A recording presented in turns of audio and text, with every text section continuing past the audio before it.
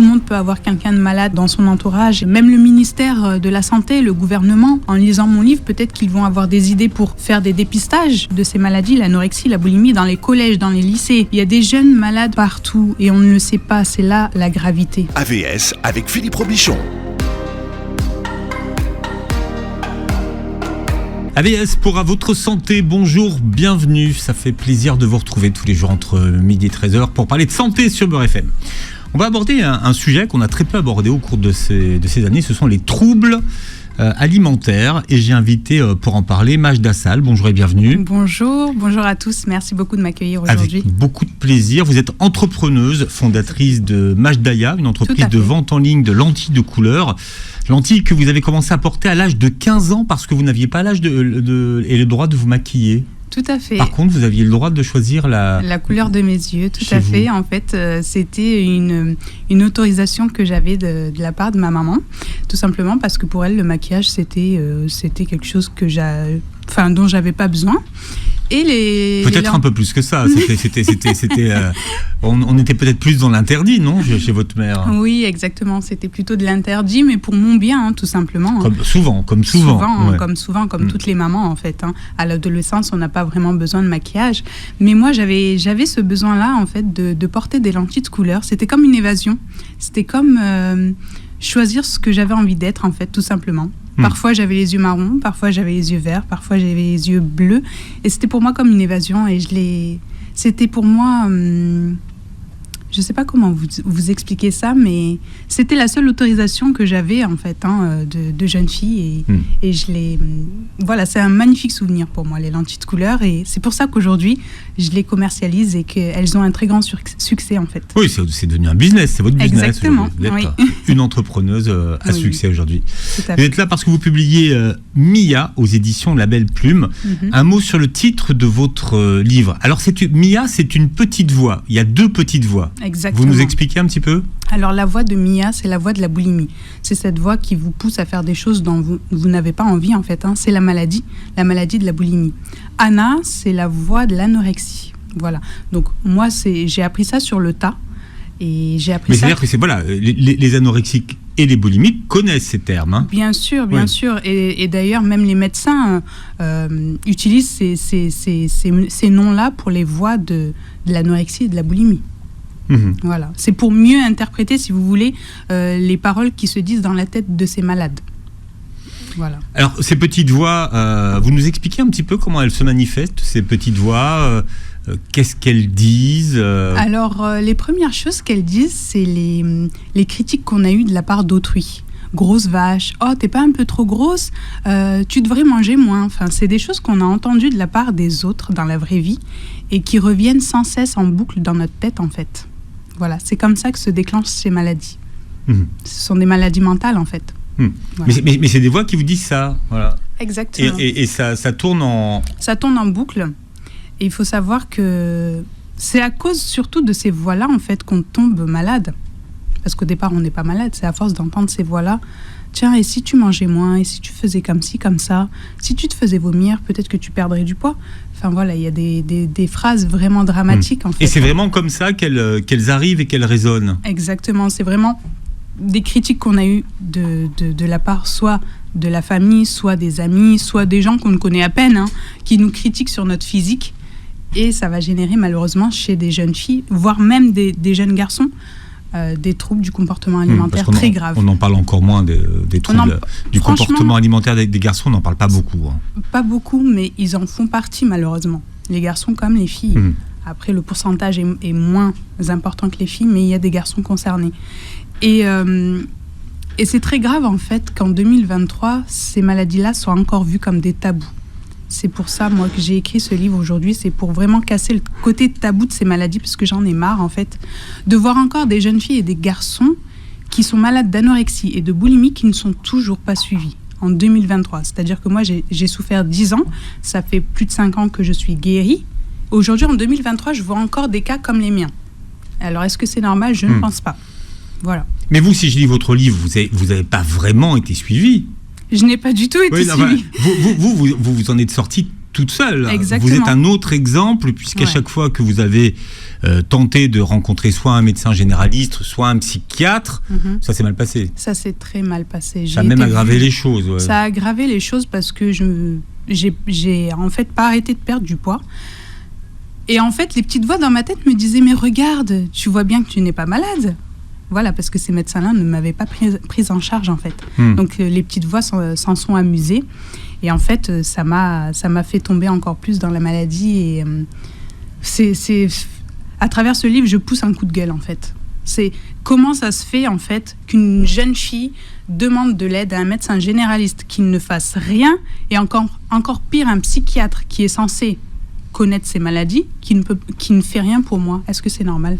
Alors, si j'ai bien lu et compris votre livre, quand vous alliez voir les professionnels de santé, par exemple, est-ce que vous leur disiez que vous vous faisiez vomir ? Oui, alors la première fois en fait que j'ai été Parce qu'au début, vous avez commencé par le taire. Donc, pour un professionnel de santé, finalement, si vous lui dites pas que vous vous faites vomir systématiquement après avoir mangé, peut-être qu'il risque de passer à côté. Non, ça ne s'est pas passé comme ça. Déjà, les premières années de maladie, pour moi, je n'étais absolument pas malade. Je contrôlais ma vie de A à Z. Je n'étais absolument pas malade. Je me faisais vomir, je faisais tout pour mincir, mais je n'étais pas malade pour moi. Pour vous ? Ah oui, pour moi uniquement. Mais au fil du temps, quand ma famille l'a découvert, ils m'ont poussé en fait à consulter des médecins parce qu'ils m'ont dit écoute, tu es malade, tu ne te rends pas compte, mais tu es malade. Donc j'ai été accompagnée de ma maman voir un médecin généraliste, c'était le médecin de famille. C'est elle qui lui a dit que j'étais malade et que je me faisais vomir 3-4 fois par jour. Et le médecin m'a regardé d'un air vraiment dont je me souviendrai toute ma vie parce que ça a été un regard tellement méchant. Je me suis dit mais est-ce que je suis une bête de foire parce que il n'y a eu aucun mot de sa part, aucun mot du médecin. Elle m'a regardée d'un air comme si j'étais folle, en fait, comme si j'étais une personne folle. Et c'est tout, la consultation, c'est fini. Et je suis repartie avec ma mère. Sans solution, sans ordonnance. Sans aucune ordonnance, sans aucune lettre pour un psychiatre, sans rien du tout. Voilà. Je suis repartie bredouille. Ma mère, qu'est-ce que vous voulez que ma mère fasse ? Qu'est-ce que vous voulez que ma maman fasse face à un médecin qui me regarde un petit peu de travers comme ça et qui ne donne aucune solution? Qu'est-ce que ma mère va faire? Pour elle, elle se dit, peut-être que c'est pas si grave alors, vu que le médecin n'a rien dit. Voilà. Donc comment on fait? Alors vous avez grandi à Ussel, ville de Corrèze. Tout à fait, oui. Vous avez poursuivi votre enfance à Brive-la-Gaillarde. Oui. Quel souvenir est-ce que vous gardez de votre enfance Écoutez, alors la petite enfance, une magnifique enfance, j'ai vraiment manqué de rien. Pourtant, mes parents étaient ouvriers tous les deux. J'ai eu une magnifique enfance. Qu'est-ce qu'il disait votre père, Ali? Il était carreleur, pardon. C'est un carreleur retraité. Donc il était pas beaucoup à la maison. J'étais surtout avec mes frères et sœurs et ma maman. Maman donc, Fatima, donc qu'est-ce qu'elle faisait, votre maman? Maman Fatima, jusqu'à mes 8 ans, elle n'a jamais travaillé. Elle s'occupait de nous. C'était déjà une charge énorme. Donc vous étiez 5 enfants. 5 enfants, ouais. 5 enfants, donc elle s'occupait de nous. Elle s'est toujours très bien occupée de nous. Et mon papa, on le voyait uniquement le week-end. Mais sinon, à Brive-la-Gaillarde, très bien aussi, jusqu'à mes 13 ans à peu près. À partir de mes 13 ans, j'étais la moins fine de mes copines et ça a posé problème dans ma tête. Alors, vous le dites dans votre livre, vous avez quand même manqué d'affection. Vous dites que votre mère, elle vous a pas donné beaucoup d'affection. Alors, c'est pas ça. C'est que ma maman, en fait, a eu une enfance et une adolescence très, très difficile. Voilà. Elle n'a pas eu elle-même d'amour, en fait. Elle a manqué de beaucoup d'affection. Donc, si vous voulez, elle a fait le mieux pour nous, mais c'est difficile pour quelqu'un qui a énormément souffert dans sa vie de donner de l'amour. Donc, elle nous a toujours bien éduqués, toujours tout apporté. Elle a fait de son mieux. Mais l'affection, c'est-à-dire des câlins, des bisous, j'ai pas beaucoup reçu ça parce qu'elle-même ne l'a jamais reçu. Donc c'est difficile en fait. Mais à un moment donné, on vous a dit que quand vous vous remplissiez, puisque vous vous êtes rempli de nourriture, c'est parce que c'était pour combler un manque d'affection aussi.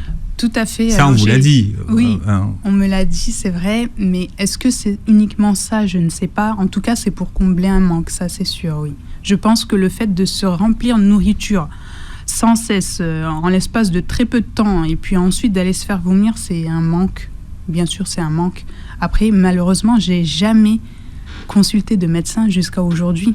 Donc, qu'est-ce que j'ai vraiment vécu et pourquoi, je ne le sais pas.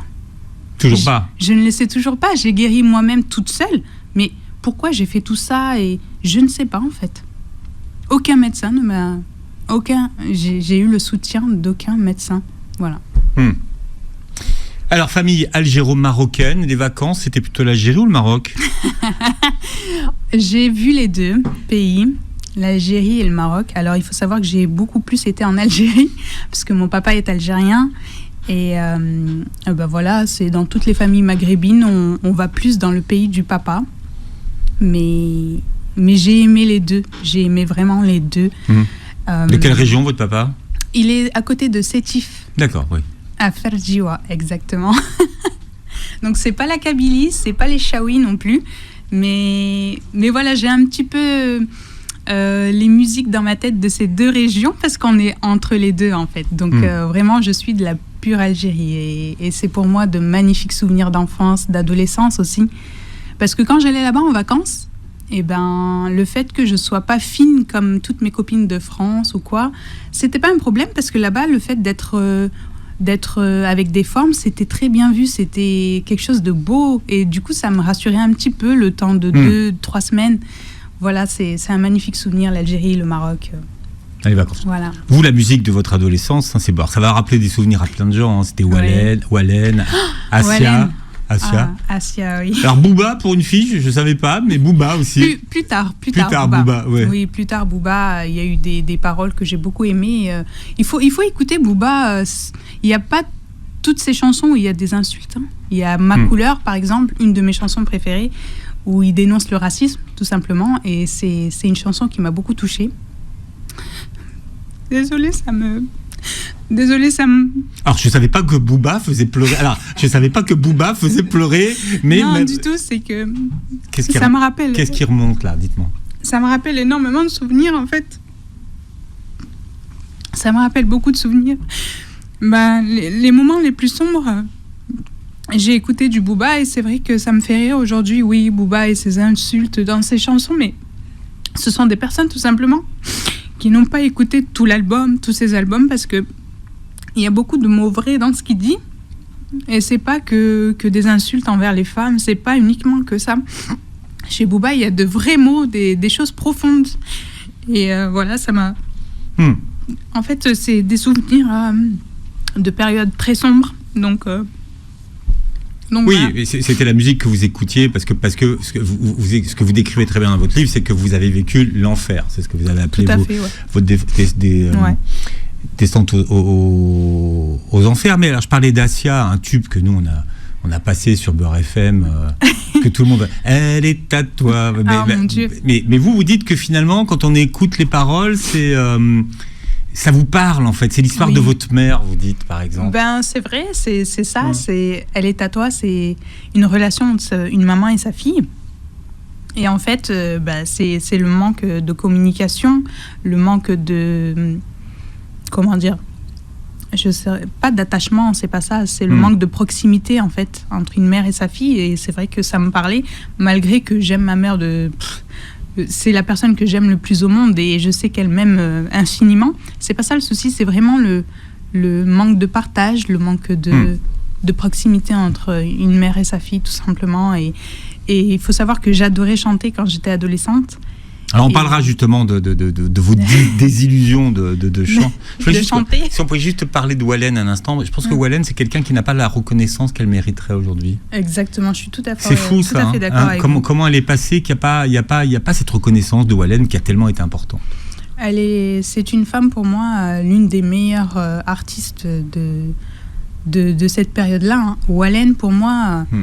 Elle a des mélodies percutantes, des paroles percutantes qui parlent à tout le monde, à une très grande partie de la communauté maghrébine. Et en fait, j'ai toujours trouvé en fait qu'on la prenait pas à sa juste valeur. Oui. Après, il y a eu les Diams, tout ça, qui vraiment ont eu vraiment beaucoup de lumière. Beaucoup de succès, voilà, beaucoup. Mais Wallen, elle n'a pas eu la reconnaissance qu'elle peut-être mérite. Toujours dans l'ombre, en fait. Ouais. Toujours dans l'ombre, injustement. Pour parler des troubles alimentaires, ce matin, j'ai invité Majda Sall qui, dans un livre autobiographique, raconte son enfer, son histoire. Ça s'appelle Mia aux éditions Label Plume. Vous expliquez que vous avez grandi quand même dans une famille où la question du poids était centrale. Oui, tout à fait. Et en fait, ma maman était en surpoids. Du coup, la question du régime était toujours au rendez-vous, en fait. C'était comme si c'était naturel, en fait. J'ai grandi avec les régimes. J'ai grandi avec mes sœurs qui faisaient attention. Voilà. Donc, pour moi, c'était normal de faire un régime. Il n'y avait rien de particulier. C'était culturel. C'était dans la culture de la familiale, finalement. Oui, tout à fait. De faire attention, ouais. De faire attention et de surtout pas grossir. Voilà, il fallait surtout pas grossir. Mais je pense que la société y joue quelque chose, parce que la femme mince est partout. Elle est dans les magazines, elle est à la télé, elle est absolument partout. Donc on ne peut pas passer à côté. Les stars sont minces. Comment être grosse ? Enfin, il faut absolument pas être grosse. Donc c'est ce que j'ai appris pendant mon enfance. À l'ère Macron, même les ministres sont minces. Non, c'est vrai, il n'aime pas les gros, Macron. Ah, mon Dieu. Non, il est entouré de personnes assez fit. Ah, mon Dieu. Ouais. Mais écoutez, Mais d'ailleurs, les personnes qui sont fit sont entourées de personnes fit, souvent. Oui, souvent. Écoutez, c'est pour moi, la société y joue beaucoup. Ça peut influencer les jeunes dans leur physique. S'ils sont un peu trop gros, ça peut les rendre malades. On peut pas... Mais vous étiez pas trop grosse. Non, absolument. Vous étiez pas en surpoids. J'étais pas du tout en surpoids. Et d'ailleurs, j'ai des photos. Et quand je regarde aujourd'hui, je me dis, mais comment j'ai pu penser une seule seconde que j'étais grosse ? J'étais pas grosse. C'est juste que mes copines étaient très fines. Enfin, 2-3 étaient très fines. Et puis moi, j'étais déjà avec de la poitrine, déjà avec des hanches. Et ça me dérangeait, en fait, tout simplement. Voilà. Donc vous camoufliez, un bon survêtement. Un bon survêtement, les gros t-shirts. Un bon sweat. Les gros t-shirts de mon grand frère. Et d'ailleurs, il en avait marre que j'emprunte ses affaires. Mais c'est quelque chose qui n'est pas normal, en fait, chez une adolescente. Pourquoi emprunter les habits de son grand frère ? C'est carrément étrange. Aucune de mes copines faisait ça avec moi. Donc déjà, peut-être que pour un adulte qui me regardait, il y avait peut-être une alerte dans ma façon de m'habiller. À voir, je ne sais pas. Je voudrais qu'on réfléchisse tous ensemble sur le poids des mots et leur effet dévastateur. Alors la première qui a un mot malheureux, c'est votre sœur, qui vous traite, vous l'avez dit tout à l'heure, de grosse vache. De grosse vache. Malheureusement, je pense que pour elle, ça n'allait pas avoir l'effet dévastateur qu'il a eu en moi, ce mot-là. Comment ça résonnait chez vous ? Ça résonnait tout le temps, sans arrêt. Sans arrêt, vraiment, le mot grosse vache. Il m'a suivi pendant des années et pourtant on pourrait se dire mais c'est ridicule, enfin grosse vache, il y a des gens qui le prennent comme si c'était marrant, d'autres qui le prennent pas au sérieux, mais grosse vache, quand on a 13 ans et on se sent déjà étrange et moche et inintéressante, le mot grosse vache va détruire complètement le peu d'espoir qui reste en nous, en fait. Alors aujourd'hui on parle de confiance en soi, enfin mais là ça... Et puis il y a un autre prof de gym, lui, qui a dit « Toi, tu es costaud ». Toi, t'es costaud, oui. Parce alors ça aussi, mine de rien, c'est une expression qu'on utilise souvent, costaud. Costaud, oui. Ouais. Alors le mot costaud, pour moi, ça va dépendre du cas, mais le mot costaud chez une femme, c'est pas quelque chose de positif, costaud. Et moi, je devais avoir 14 ou 15 ans et on n'avait pas réussi à finir la course avec plusieurs filles. Et il m'a dit ça à moi. Et ça m'a particulièrement choquée parce que j'y ai pensé pendant longtemps, en fait. Pendant longtemps, et je me suis dit à partir de là, Majda, pourquoi tu commencerais pas à te priver, à mincir ? Comment tu peux mincir ? J'ai commencé à me poser des questions, en fait, sur le fait de changer. Comment devenir mieux ? Comment devenir mince ? Voilà, ça a commencé Et comment vous répondiez à cette question ? C'était avant Internet ? Non, il y avait déjà Internet. Il y avait déjà alors Internet. on pouvait déjà taper mincir. Ouais. Oui. Il y avait déjà sur Internet comment maigrir et j'ai trouvé des régimes, plusieurs pages de comment maigrir et du coup j'ai commencé un régime très drastique qui était de pommes et d'eau gazeuse pour se remplir l'estomac. Voilà. Avant le Coca Light. Voilà, avant le Coca Light malheureusement, mais le pire c'est que j'étais encouragée. Il y avait personne qui me disait mais non, il faut que tu manges. Non, j'étais encouragée, que ce soit par mes copines, par mon entourage. C'était bien de faire un régime. Comme ça, j'allais mincir. C'était valorisant, en fait. C'était très valorisé, le fait de vouloir faire un régime. Il n'y avait rien de péjoratif là-dedans. Vous avez une passion, c'est la chanson. Oui, tout à fait. J'ai adoré chanter depuis toute petite. Et en fait, pour aider le Téléthon de mon quartier à récolter des fonds pour les personnes handicapées, on faisait une fois par an une fête avec plus de 300 personnes qui achetaient un ticket. Et donc, l'argent revenait à l'association. Et je participais comme chanteuse. Donc, je chantais 2 à 3 chansons chaque année. Et ça a duré peut-être 3-4 ans. Et malheureusement, cette aventure s'est mal terminée. Et c'est comme si on m'enlevait une bouée, en fait. Parce que pour vous, c'était thérapeutique, dites-vous, oui. que de chanter. Mais là, ça fait partie des choses auxquelles vous n'aviez pas d'explication à l'époque, puisqu'on vous a interdit d'aller chanter, sans que vous soyez vraiment pourquoi. Vous n'avez jamais eu le fin mot d'histoire, en fait. Non, ma maman m'a jamais expliqué pourquoi. Alors aujourd'hui, j'en parlerai même pas avec elle, parce que c'était son choix et je l'ai respecté, tout simplement. J'aurais pu être une adolescente qui fait une crise, qui fait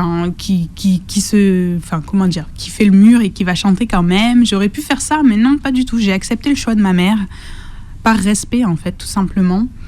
Mais ça a été dévastateur pour moi. Ça a été vraiment... La maladie s'est empris de moi-même à 100%. À partir de ce moment-là, vous en êtes même arrivé à détester votre voix. Ah oui, je la supporte plus. Regardez, la dernière fois, j'ai été présente sur votre plateau pour une petite émission et sachez que je n'ai même pas écouté l'émission tellement je déteste ma voix. C'est pour vous dire à quel point... Toujours aujourd'hui, je déteste ma voix. C'est horrible. C'est horrible. Ça a été un choc, en fait. Ça a été un choc, vraiment, le fait de m'interdire de chanter. C'était... Je ne sais pas comment vous décrire ça, mais pour une jeune adolescente qui souffre intérieurement, qui ne s'aime pas et qui n'aime que la chanson, et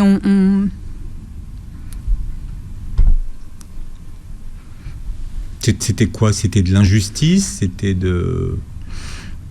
En fait, c'était une incompréhension totale. C'était... En fait, j'ai accepté le choix de ma mère sans comprendre. Et aujourd'hui, il y a des jeunes filles, des jeunes hommes qui me disent « j'adore chanter » et je les pousse. Oui, chante. En fait, c'était comme s'ils prenaient ma revanche. C'est marrant. Mais quand j'entends quelqu'un me dire « j'adore chanter », je lui dis « chante et ne t'arrête jamais ». Parce que peut-être que le fait de continuer de chanter aurait évité... Oui, que vous basculiez dans l'anorexie et la boulimie pendant 10 ans. Et dans la boulimie, ouais, bien sûr. Je pense, et je suis sûre même que le fait de chanter m'aurait énormément aidé. Et c'est pour ça qu'aujourd'hui, j'encourage tous ceux qui ont une passion à la suivre jusqu'au bout et ne jamais lâcher, même si vos parents sont contre. Essayez de trouver une solution, essayez de les raisonner, mais battez-vous pour ce que vous aimez, battez-vous, parce que si vous avez quelque chose que vous aimez dans votre vie, ça va vous booster, ça va vous motiver, vous allez être heureux, en fait, tout simplement. Voilà, ne laissez personne vous enlever ce que vous aimez faire chaque jour, au quotidien. Voilà, vivez de votre passion, faites ce que vous avez envie de faire, et un point, c'est tout, parce que si vous sombrez, personne ne va vous aider, hein. Alors, suite à ce régime, vous commencez à perdre vos cheveux. Oui. Ils sont bien revenus aujourd'hui. Parce que vous étiez carencé en tout. Hein. Carencé en tout, j'avais des carences en vitamine D, en fer, en plusieurs autres choses. Et je perdais mes cheveux en poignée, c'était affreux, ça faisait peur carrément. Et avec ma grande sœur, on a décidé d'aller les couper pour aider, en fait, parce que l'apparence était horrible. Enfin, j'avais les cheveux longs, mais... j'avais vraiment une très faible épaisseur et du coup on les a coupés au carré, voilà. Et je suis par la suite devenue blonde, donc c'était comme si je devenais quelqu'un d'autre. Oui, mais c'était des faux cheveux, non? Non, ça, les extensions, c'était après. Ah, c'était après encore. Voilà, plein de changements. Vous avez plusieurs étapes capillaires, voilà. En fait. Tout à fait. Mais c'était quoi? Ça veut dire que vous éloignez le plus de qui vous étiez au départ? Oui, je pense, oui, c'est un moyen, en fait, de s'éloigner de qui on est vraiment, peut-être, parce que je ne m'aimais pas. Donc, comment peut-être trouver une solution pour s'aimer? Changer, peut-être son apparence physique. Donc d'abord j'ai coupé mes cheveux au carré, ensuite je suis devenue blonde, ensuite j'ai rajouté des extensions. Voilà, plein d'idées pour essayer de s'apprécier un minimum. La vraie poupée Barbie. C'est ça. J'ai même une photo aujourd'hui, c'est pas du tout la même en fait. Si vous voyez la photo, ce sera pas du tout identique. Il faudrait qu'on la mette en incrustation ou en insert. Pour vous, la minceur, c'était synonyme de bonheur en fait. La minceur, c'était synonyme de bonheur. Oui, la minceur, c'était la réussite. La minceur, ça voulait dire plaire à tout le monde. La minceur, c'était synonyme de gloire, en fait, entre guillemets. Hein.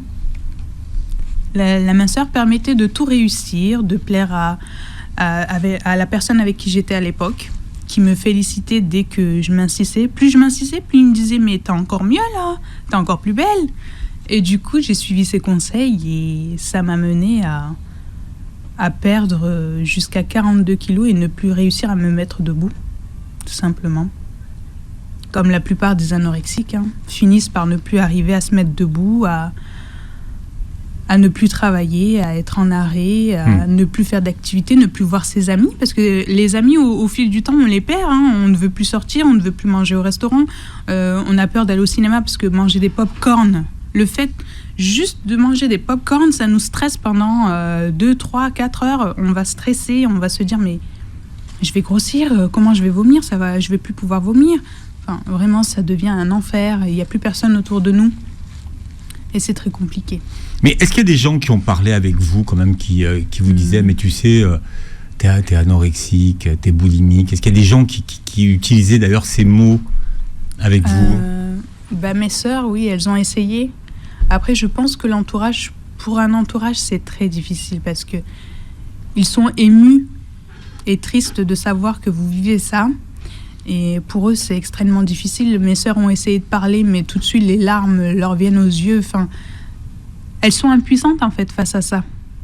Et je pense que toutes les familles d'anorexiques et de boulimiques sont vraiment faibles et impuissants par rapport à ces maladies parce que, à part des psychiatres qui sont... Je ne sais pas comment dire. Des psychiatres qui vont savoir vous guider et vous trouver des solutions... Il n'y a vraiment personne qui peut aider, finalement. Mais qu'est-ce que vous auriez aimé qu'on vous dise à ce moment-là ? Est-ce que vous savez comment on aurait pu vous aider quand vous aviez 15 ans ? Oui. Ouais. Déjà, avoir un psychiatre par semaine, parce que ce sont des maladies qu'on vit tous les jours. C'est une maladie omniprésente, en fait, l'anorexie et la boulimie. Je pense que avoir un psychiatre, pas quotidiennement, mais une fois par semaine, ça m'aurait peut-être aidé. Et également, je pense qu'à une période, il aurait vraiment fallu que je sois internée en clinique parce que c'était plus possible.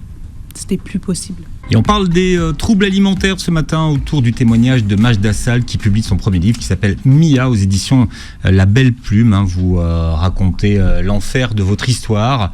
Et c'est à une petite fille que vous devez d'avoir écrit et pris la plume.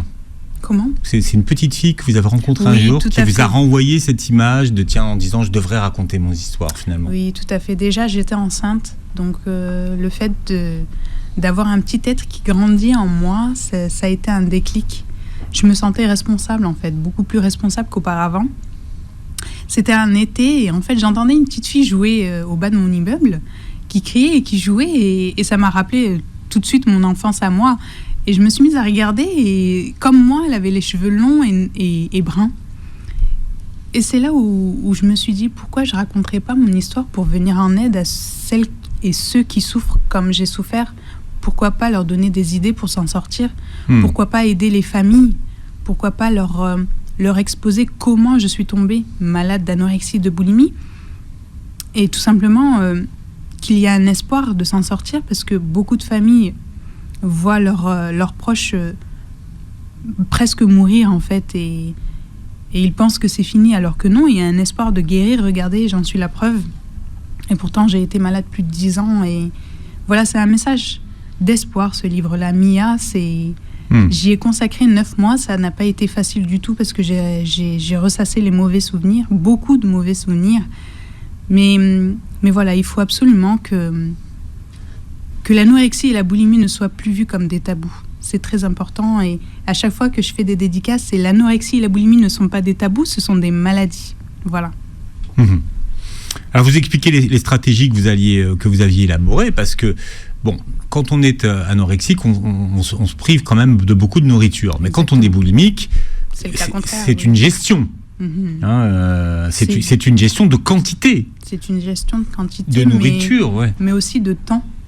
Parce qu'il y a un moment où il faut aller se faire vomir et du coup, tout est manipulé, tout est manigancé en fait pour aller ensuite se faire vomir. Attention, il ne faut pas prendre trop de temps à manger. Il faut aller se faire vomir ensuite pour ne pas prendre 1 gramme. Voilà, il ne faut pas grossir. Quand on fait des crises, on ne veut pas grossir non plus. Donc il faut tout aller vomir. Et plusieurs fois par jour même.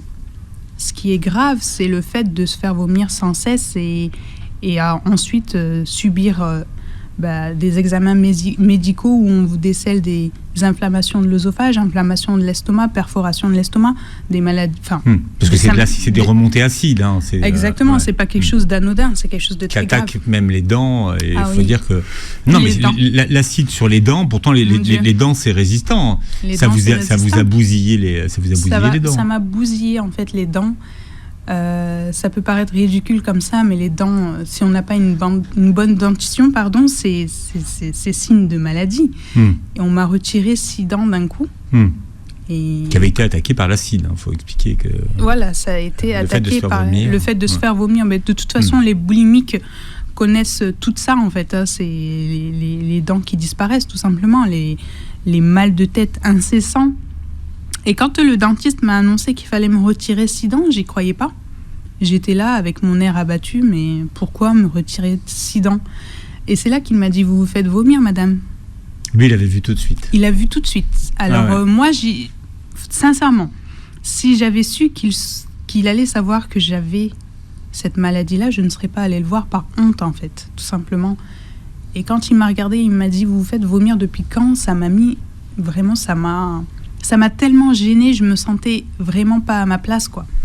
Et pourtant, c'est un médecin qui a décelé ma maladie et qui a tout fait pour qu'on m'enlève ses dents qui allaient me causer ensuite des dégâts. Donc, il a... Comment dire ? C'est le seul médecin qui a trouvé une solution pour moi, en tout cas. Dentiste. Un dentiste. Voilà, donc vous vous rendez compte ?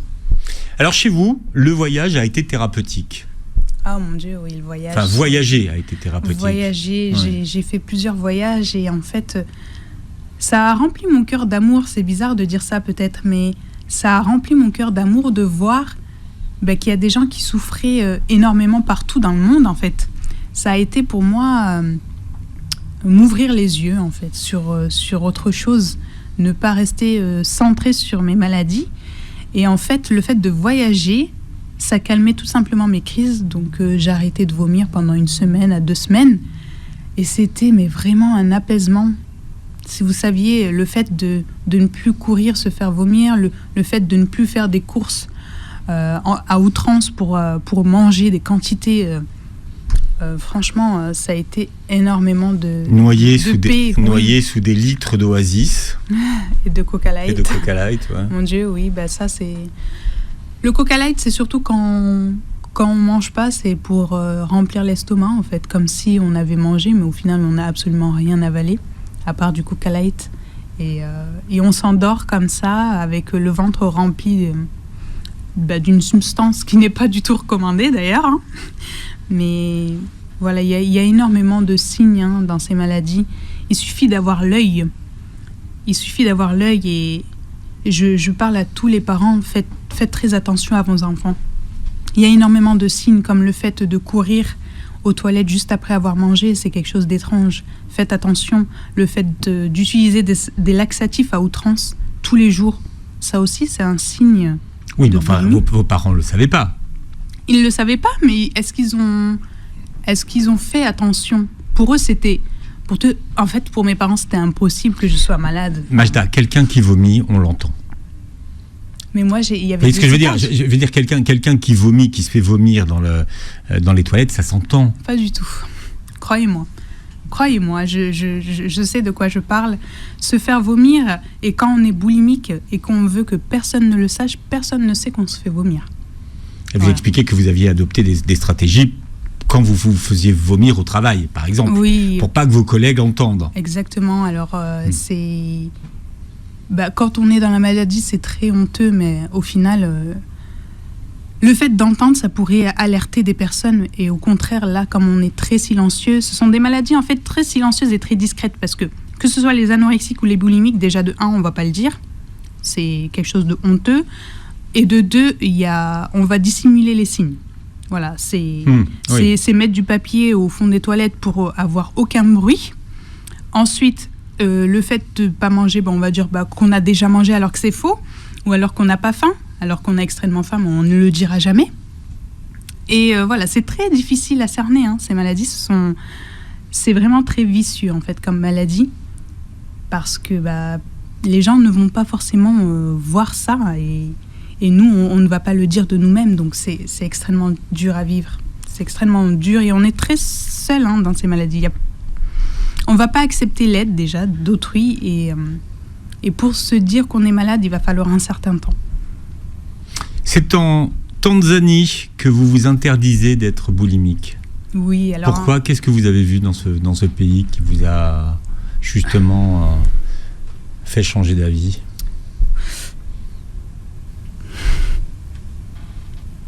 C'est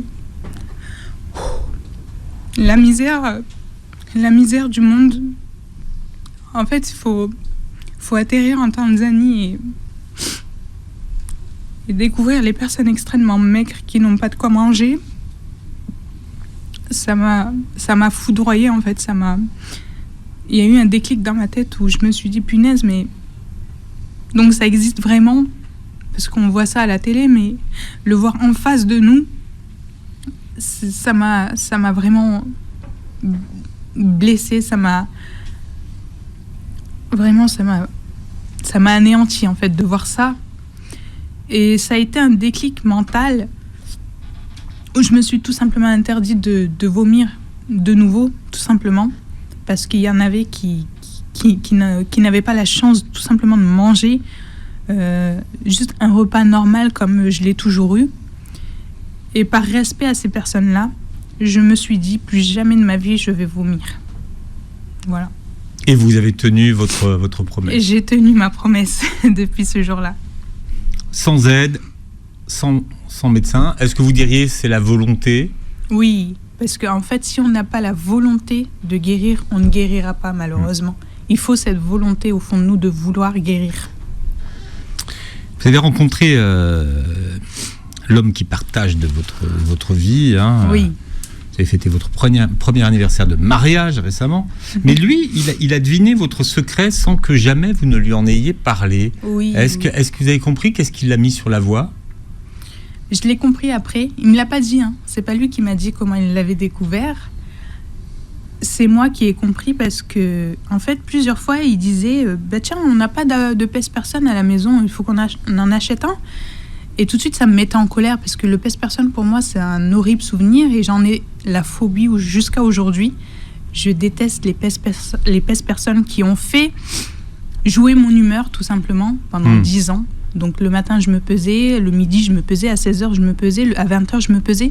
Je me levais parfois dans la nuit pour me peser. C'est pour vous dire la gravité de ces maladies. C'est complètement toxique. Et en fait, aujourd'hui, j'ai la phobie des pèse-personnes.